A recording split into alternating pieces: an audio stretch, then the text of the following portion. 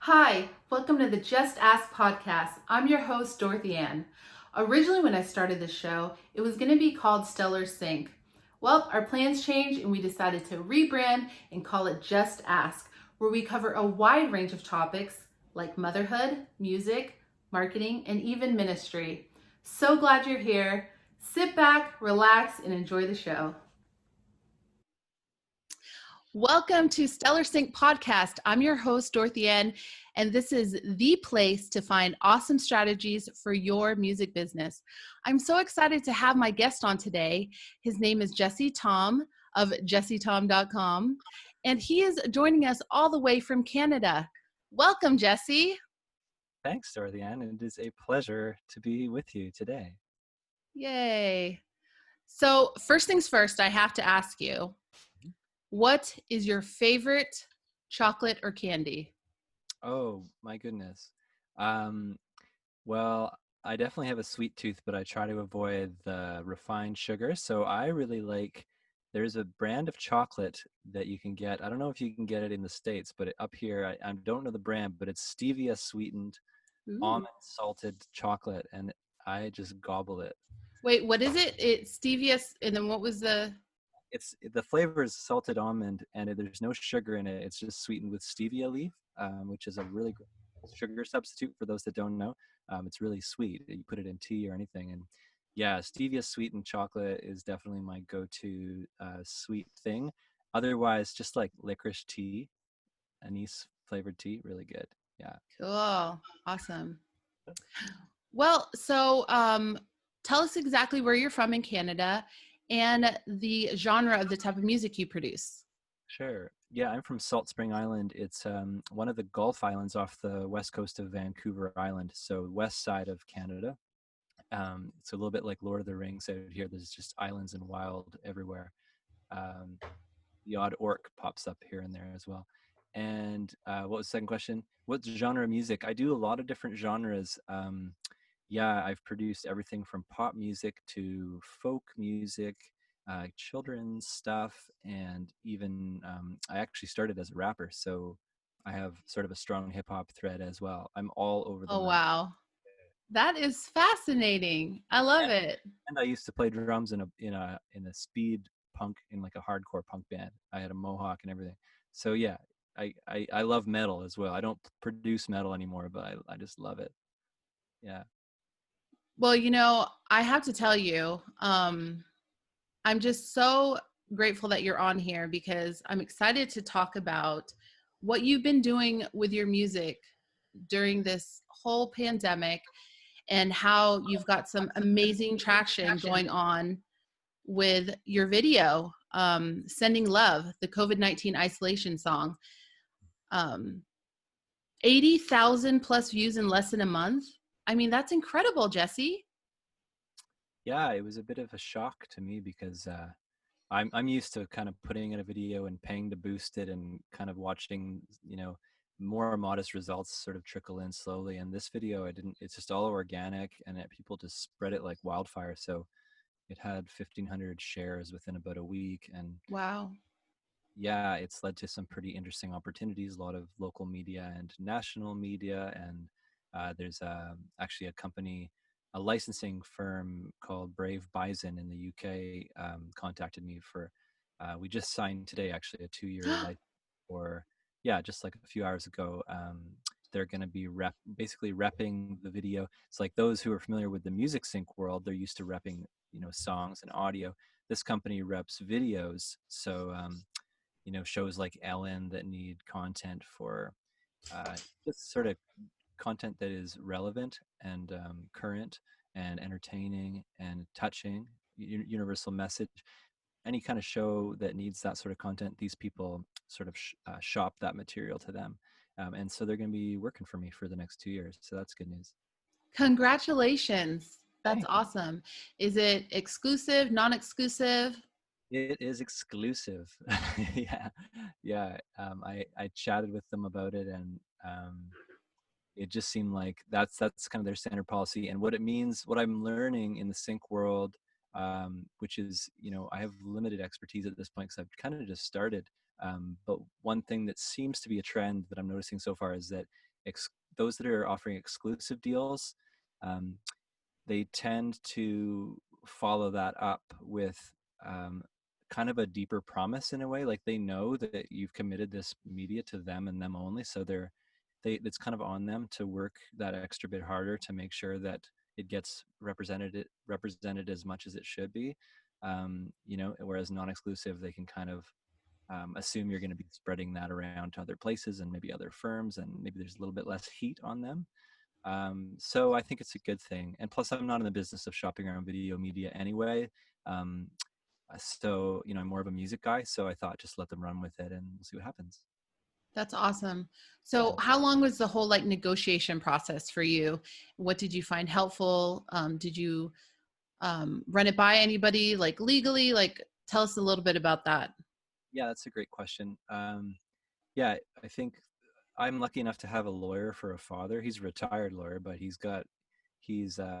has a general mistrust of the human condition, so he always reads contracts with that kind of eye. So I have to weed out like over 50% of his feedback on contracts because a lot of it's just sort of like, and you know, how do they treat their mother? but uh, but it's also helpful. Yeah, he points out things that I didn't catch and wording that's a little bit awkward and like a little bit ambivalent.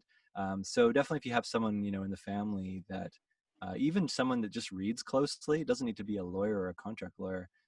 Someone that just is really good with words and pays close attention to detail, and maybe even someone that who just reads a lot. They just kind of they are used to spending their time processing that medium, that the word medium.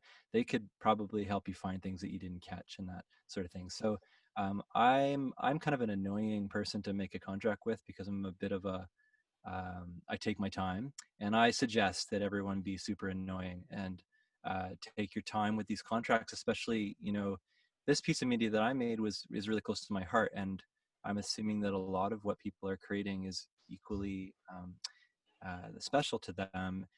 So it comes from your creativity. That's a sacred space as far as I'm concerned. So yeah, you don't want to just give away the farm for nothing. You want to make sure that you're in your power and you're representing yourself well, and you're valuing what you create. So take your time with those contracts. Do not worry about deals dissolving because you have too many questions or something like that. If they turn away because you're asking too many questions about the contract, it's probably a sign that you shouldn't be signing that contract. So that's the only advice I have on the contract process. Yeah, that's really great advice. Let's go back to the video and how you produced it. Obviously, you started with a song, I would assume, and then did you storyboard it? Did you film it yourself? Did you hire somebody? Tell me a little bit about that. Yeah, I am kind of a dabbler in many forms of media. And while I said that I'm not in the business of shopping videos, I do create videos for other artists and for myself and for different projects I'm in. I've got a lot of camera gear. I've got drone cameras and all sorts of things. So I've made a lot of videos before, so I had no problem taking on this project. The biggest trick with this one is because I was using puppets. I had to do all the focusing myself, and puppets, it's sometimes hard to keep them in the same depth of field. So everything was blurry. I had to do every shot a million times. So it can be really helpful if you have a friend that you can even just stand there and tell you when it's in focus. Luckily, my wife helped me a little bit with that. But yeah, it started with a song, and then I didn't storyboard or anything like that. I kind of just organically jumped in and just went scene by scene. What I did is I recorded the song in every puppet voice from beginning to end. And then I went through in the editing process and chose which voice was going to sing each line, depending on where I wanted the emphasis to be. Like there, for example, there's a lyric about uh, if you're feeling sad and lonely, scared, or even glad, it's only natural to feel the way that you feel. And for feel the way you feel, I knew that was, that was the sensitive line. It was like, that's where we're bringing to light what is going on inside of you. So I really wanted that to be in the voice of one of the more gentle puppets. And so I chose this puppet I have, Gilfred Mackenzie, who's a very soft soul, and he sang that line. So that's an example of the process of how I chose which voice when. Um, and then, yeah, I just cut it to video after I had the song. I just, what I did is I shot every puppet singing the whole song from start to finish. And then the same thing, I just went through and matched up the scenes with the audio takes. And then there were some surprises along the way in terms of scenes that didn't work and others that worked really well. I had to get one of the puppets is in a bathtub, and I had to figure out how to do a puppet, like work a puppet while inside of a bathtub because I wanted like real steam coming up, so it needed to be running. So I'm naked in that scene. You can't tell, obviously, and that's a good thing because the kids. But I'm nude and I'm in the bathtub, like totally submerged in water. And it's funny because I couldn't hear. I actually couldn't hear the song because my ears were underwater. I tried tipping an ear out, but it just Oh, wasn't working. funny. So I just kind of did this with the puppet and hoped that I landed a few of the words, and it Yeah. worked. But yeah, if you go watch the video, there's a puppet in a bathtub and there's naked Jesse right behind him. You I can't. mean, that's commitment, dude. Like Hey, what you gotta do to bring the love? That's what I. method acting. That's awesome. Before I forget, I want to ask about your wife because she was so beautifully pregnant in the video. I have to ask how she doing, how's she feeling? Thanks. Yeah, she's the love of my life.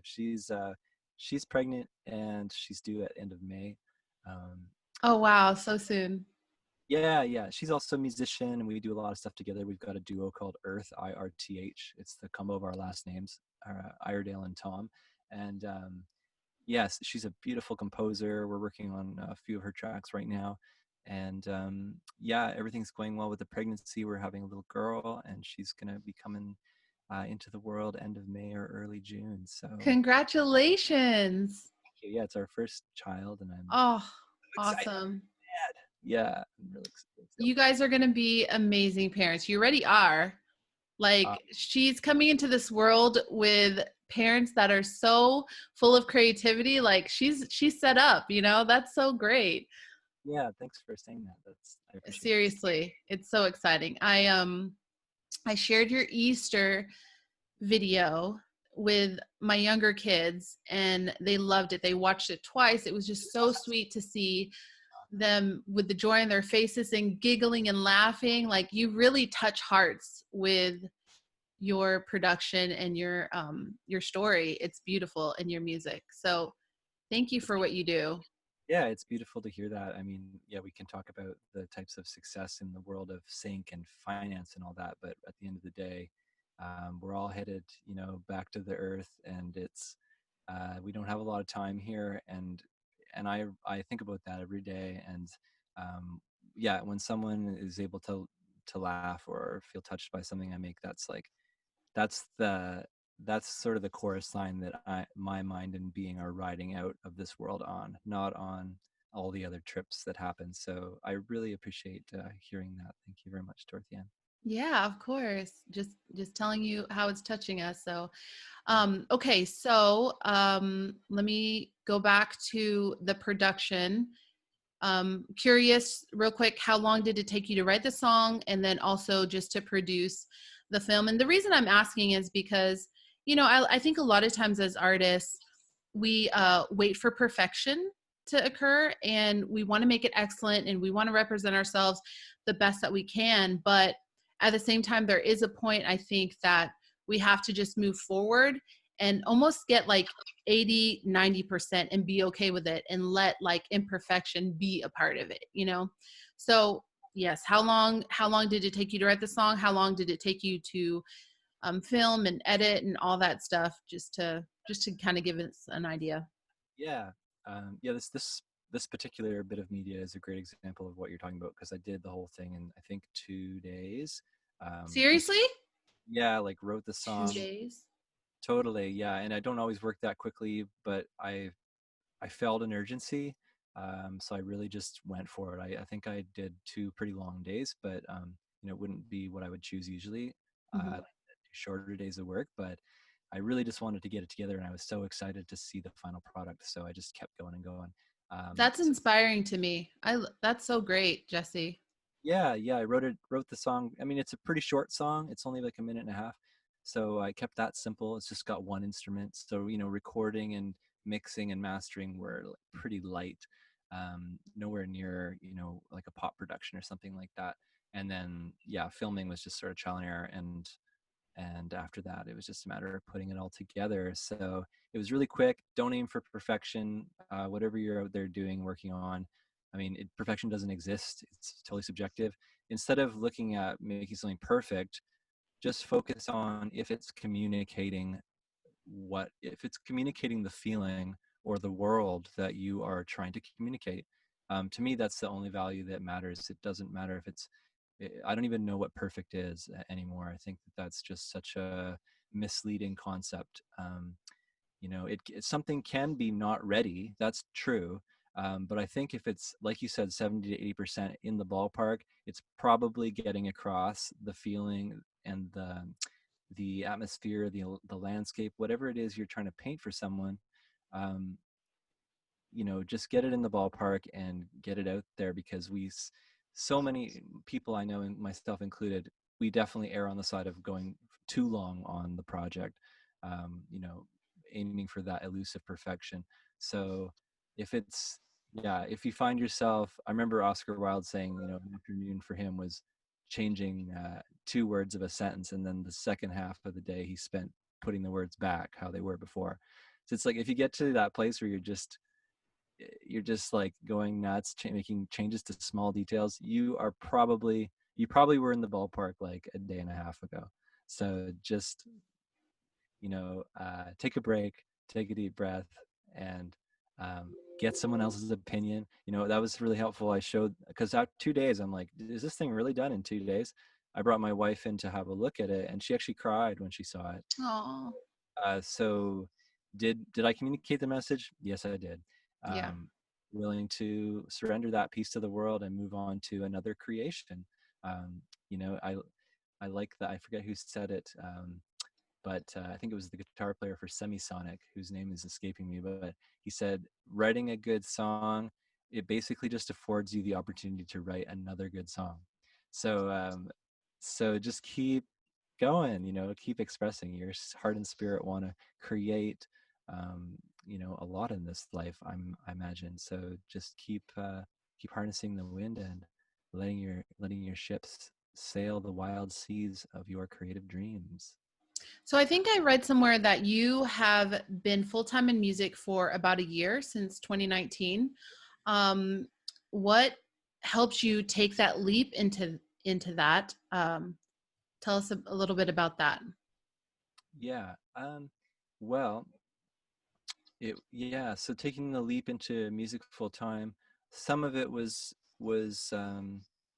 well, to be honest, I think probably what it was me deciding to take it more seriously, and decide that I can make a living from this.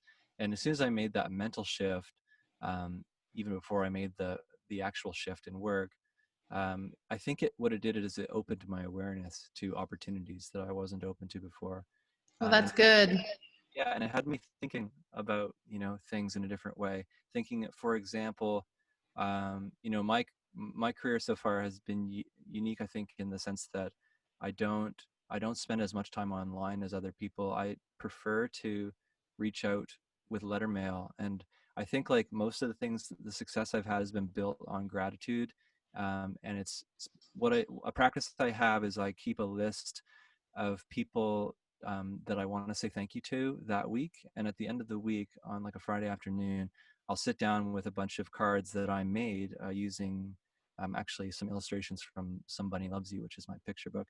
I have some really cute little images. I glued them onto some cards that I like, and I write thank you cards. I put them in the mail. And honestly, I can probably thank that practice for where I'm at now, because that's how I landed some attention from a gal named Tara Brach, who's she's one of the most popular meditation teachers in North America. And I sent her a card, I didn't want anything in return. I was just saying thank you for, I listen to your meditations every morning. Totally changed my life. And she asked me if she could share, Somebody Loves You on her social media, and that's kind of where things started to take off. So I Did think you have Patreon set up before then?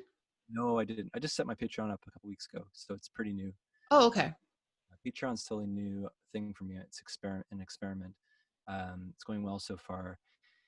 Um, but no, I didn't. The Patreon has been a small piece of the puzzle for me. And also, I'm actually reading Kathy Heller's book right now. The Don't Don't Keep keep Your your day job. Mm-hmm.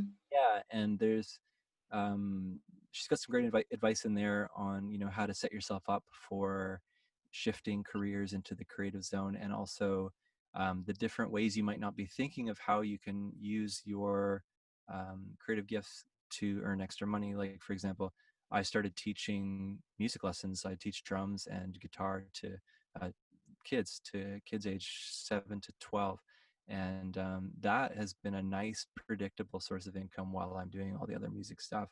And it still puts me in the music world. We're writing songs together. Some of the stuff that I'm like actually doing commercially is inspired by some of the stuff that I'm coming up with the kids. So it all is, that's my passion. I love hanging out with kids. Other people, they might prefer to teach adults, but the point is, you can teach things, you can curate, people coming together. You can do things like you're doing, like this podcast. So many opportunities to use our gifts. So um, yeah, Were your lessons online, or are they in person, or? they're in person. So I'm off of that gig at the moment. Uh, Mhm. yeah. So I'm relying on, in Canada here, we've got a bit of help from the government to get through. I think America's got a bit of help too, but doesn't sound like as much, unfortunately. Um, so yeah, I'm kind of getting some assistance at the moment from the government to get through this COVID-19 situation. But also, the COVID-19 is what's launched this video of mine, and that's led to the Brave Bison licensing deal. Um, and it's opening up other things. I'm going to be on Kathy Heller's podcast next month. Congratulations. That is huge. Oh my goodness. Yeah, so That is so awesome. I'm nervous as anything, but Oh yeah, my goodness, you're going to do so great. thank you. Yeah, so just lots of stuff is opening up, and it's Yeah. such a good time to do that work. When you can't leave your home, what do you do? Well, write a few cards and send them out. Think about, people just, they their hearts light up when you say thank you to them. And I think getting paper mail these days is just so unusual and so special. And even if you are not an artist, like I'm not an artist, but I used an illustration from a book that I created with a friend, and he's the artist, so I used his art. It's just cool if you can, get some blank stationery and just make up your little cards. And I like them little. I got the little kind of cards. They're just so cute. And you just send out this little love bomb, this little like gratitude note to somebody in the world. I think that is the key to everything, because it doesn't even matter if anything comes of it. Just tapping into your gratitude and expressing it from your heart, there's something that switches on in that process that I think is exactly what we're looking for with all of this. So yeah, I really highly recommend getting some sort of gratitude practice, some kind of weekly gratitude practice going. Best advice. Completely. Listen, I want to meet your parents, Jesse. I feel like they have done such a awesome job, um, you know, shaping you to who you are today. And when I heard about your brother Alex and him getting sick when he was young, and how old was he when he got sick? Alex, yeah, well, you've really done your research. Yeah, he was 8.5 when he died, so I think he was sick for about half a year So prior. you guys were about a 3.5 years difference if Yeah, you were five. totally. Yeah, 8. I was 5 years old. He was 8. Yeah, so we were young. I have a little 9-year-old, so it Yeah. just it hits home whenever you hear about loss like that. That's so devastating. But how did your, and you don't have to talk about this if you want to, we can just graze over it. I just think it's a really poignant part of your story, and how it sparked the characters of Somebody Loves You. You basically took a tragedy, and instead of maybe being bitter for the rest of your life, you actually expressed yourself, and you're able to navigate through those dark times. at such a young age, and then how that character is now reaching out to countless of little ones, you know. And I don't know if you had seen the Mr. Rogers movie. Yeah, Did totally. you get Yeah, to see that? I mean, you know, it's kind of one of those things where whenever you open yourself up um to pain and then helping people out of your pain, like it's just beautiful. Like everybody has a beautiful story with Mr. mm, Rogers because he did that. And I feel like you are this generation's Mr. Rogers. Like I feel like you may have had tragedy in your life, but you've turned it for the good. You've actually done something so beautiful with it. And you're not ashamed of it. It's okay if it's kids. I mean, you know what I mean? Like some musicians would be like, you know, well, that's just not cool enough or whatever, you know. But you've been like with all those different genres that you can do, and but yet you are making beautiful music for the smallest among us. It's just so beautiful. thanks. Yeah, I don't try to be cool. I gave that game up when I was like 17. I just realized that I'm just not cool. Oh, So, well, I beg to differ. I think a lot of parents and a lot of kids think you're probably super duper cool. yeah. After this call, I'm gonna shoot some ideas to for your business if you want to hear them. I would But love. Yeah, that. well, I'll just go over a couple things like, you know, with the popularity, and you might already be doing this on Patreon, but like birthday shout outs, you know, stuff like that. You probably are. Do you do that for your characters to do birthday Yeah, shout outs? I have done a couple of those like custom birthday videos with the bunny puppets. It's a lot of work, and it feels like the kind of thing I almost don't feel comfortable charging for. 'Cause it's like it's the kid's birthday, like come on, I just want to do it, you know. But I'm looking to incorporate something like that, like maybe a smaller way of doing it, because I was doing I like feel like if I was your Patreon, I yeah feel like if it was like, for instance, Liam, who's my 7-year-old who really loved the show, and if it was his birthday, like I wouldn't mind dropping $5-10 to be like having like a special message from one of his favorite characters, you know?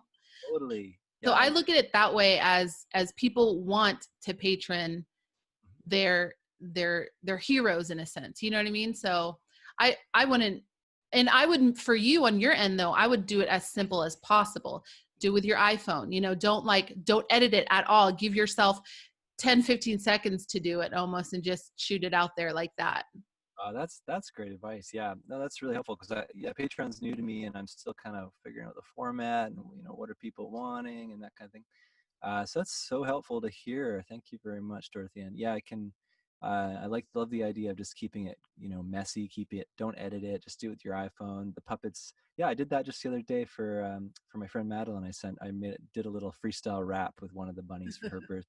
She said, apparently, I just heard secondhand from our mutual friend Justina Chandler, whose music is awesome, by the way. Check it out. Um, she said that Madeline said in response to my birthday rap, I am the happiest person on the face of the earth.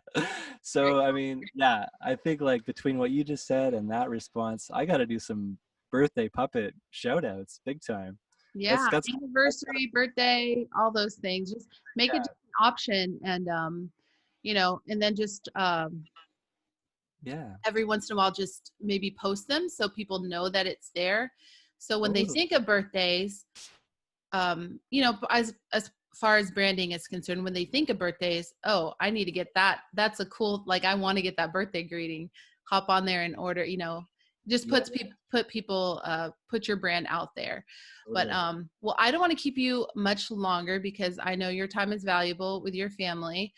Um, Let me just ask you two more questions. Of all your songs, what is one of your favorite lyrics and what does it mean to you? Oh wow. Um, that's a great question. I have so many lyrics. It's probably not one of my kids' songs. Just I don't really know why. I guess just it's probably one of my more like Yeah, adult. let's hear it. Let's see. Um, oh man, you really put me on the spot here. It's like I just want to find a really good one. Uh, I have I have a song that let's see.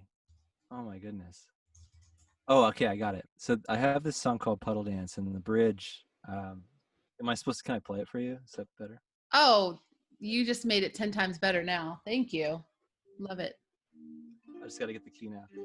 Uh, Is that a ukulele? it's a guitarlele, which is like a guitar neck on a ukulele body. Oh, can I see it real quick? Can you put it in the camera? I want to show my son whenever. Cool. Get a lily. So Okay. it's got the 6 guitar strings, but it's just a tiny little guitar. Guitarito, guitarita. Uh, so I just gotta sing it to myself.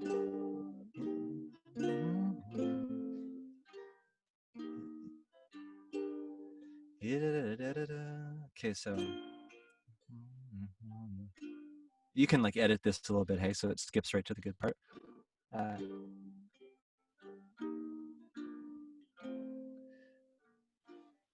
mm.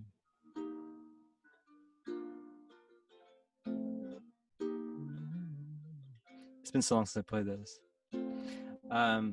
So I have this bridge. It's like, this love, won't your flowers look so perfect on my grave?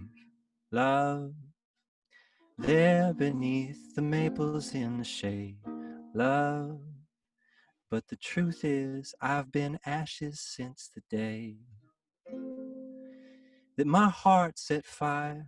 Yeah, my heart set fire.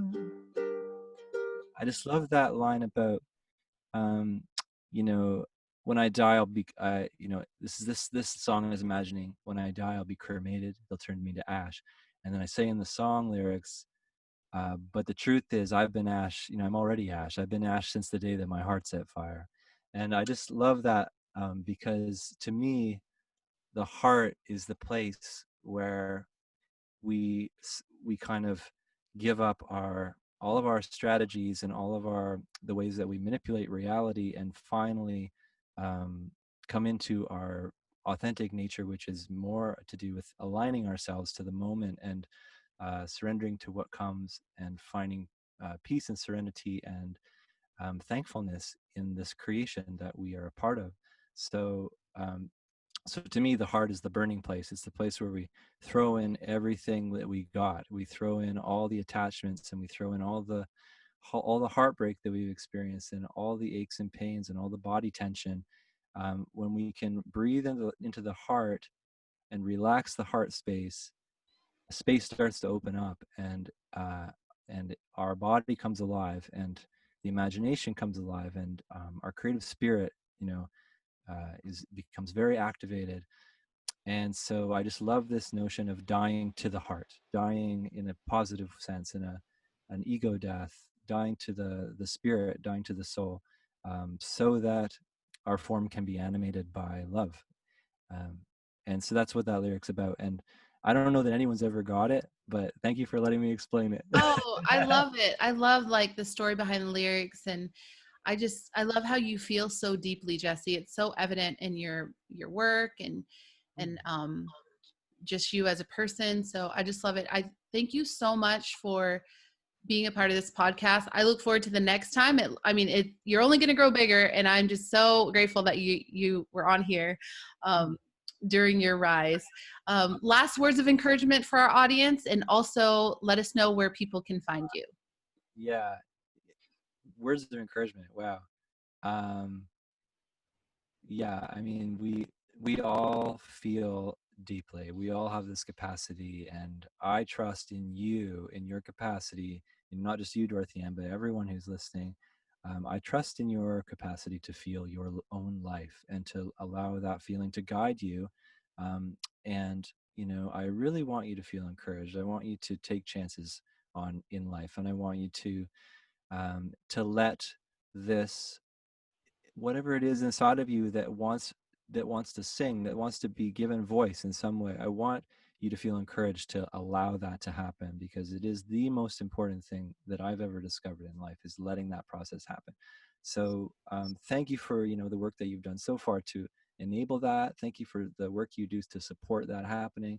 Thank you for so much for sharing your gifts with this world. We all need you. We all need you to be here with us, and your gift is such a crucial, important part of our community, and an important part of the unfolding of our story together. So thank you very much for stepping into that place, that living space full of so much pain and so much joy and so much aliveness and that dynamic range of feeling. Um, we meet there, we say hello there, we say goodbye there. It's where we live, it's where we die, it's where we breathe, and it's where we celebrate. So thank you for that. And if you want to connect in with me further, you can hop onto my Patreon. That's like a way to get like a one-on-one going with me, because I just started it. I've got like only about 14 people on there. 14 beautiful souls are supporting me every month, and I'm so thankful for that. Um, and if you want to chat one-on-one, like I'm available there. So, and I'm going to be doing birthday and wedding anniversary shout outs with puppets. uh, but you don't need to pay me every month to say hello. Like I try to respond to every message I get. So feel free to drop me a line. JesseThom.com is a good place to find out more. Yeah. JESSE and then THOM. Yeah, .com. Um, and yeah, all my happenings are on there. So um, yeah, connect in and come say hi to me in the digital realm. And thank you very much. Awesome. Thanks, Jesse. We'll talk to you soon. Okay, bye, DorothyAnne.